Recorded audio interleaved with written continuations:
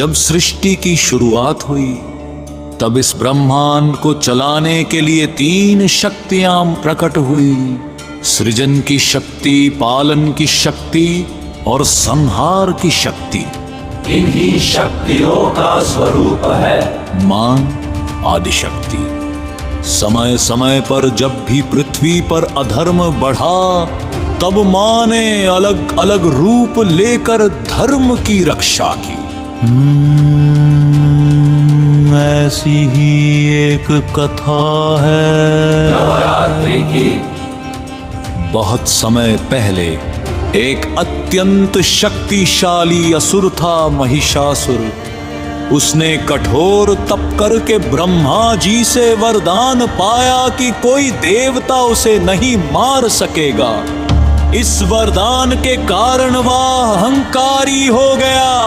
उसने स्वर्ग पर अधिकार कर लिया, देवताओं को हरा दिया और तीनों लोकों में अत्याचार फैलाने लगा। तब सभी देवता भयभीत होकर भगवान शिव, विष्णु और ब्रह्मा के पास पहुंचे।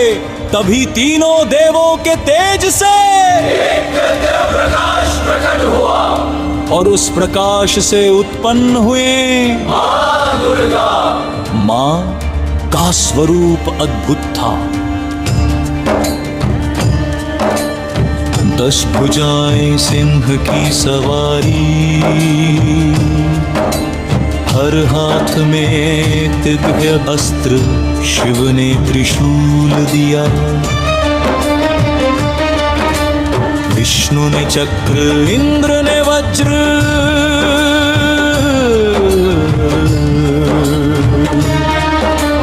मां दुर्गा तैयार थी अधर्म के विनाश के लिए। और फिर आरंभ हुआ एक भयंकर युद्ध। यह युद्ध एक दिन का नहीं,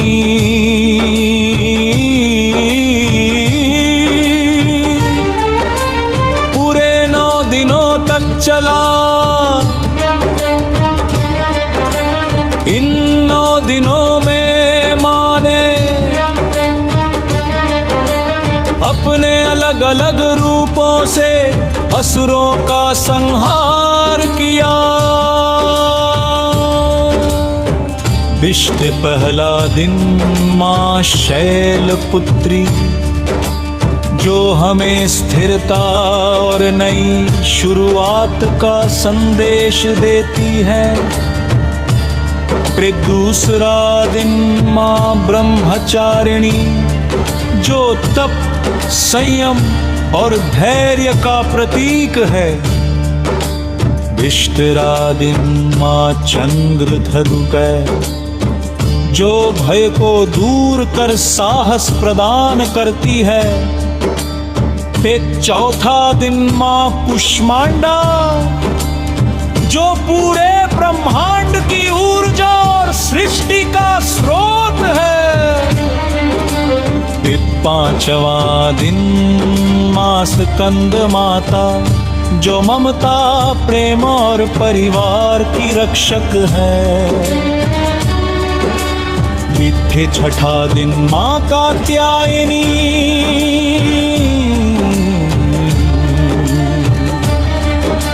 जो दुष्टों का नाश करने वाली शक्ति है।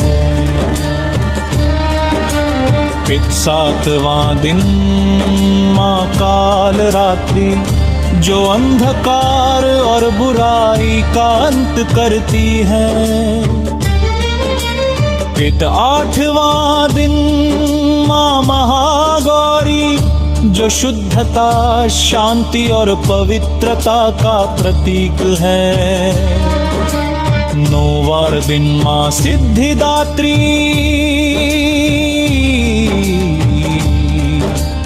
जो भक्तों को सिद्धियां और सफलता प्रदान करती है।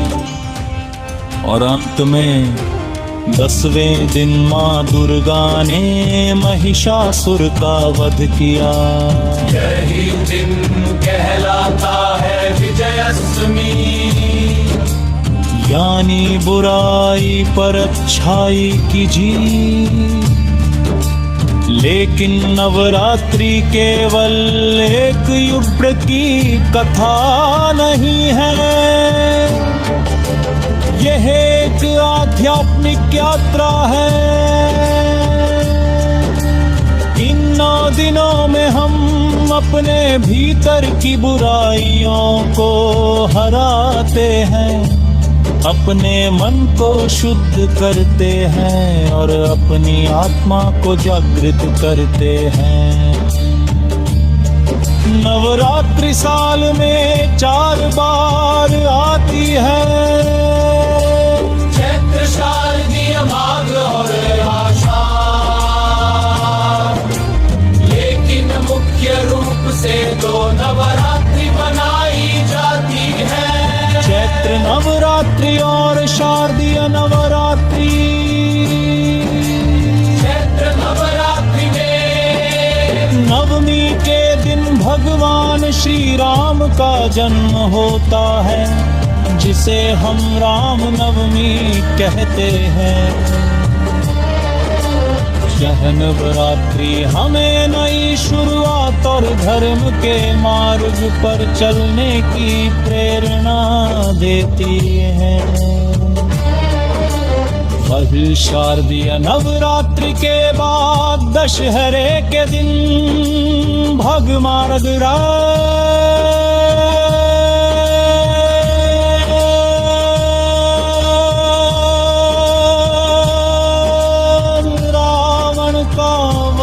करते हैं। इसलिए यह नवरात्रि बुराई के अंत और सत्य की जीत का उत्सव है। इस प्रकार नवरात्रि केवल एक त्योहार नहीं, बल्कि जीवन को सही दिशा देने वाला एक मार्ग है।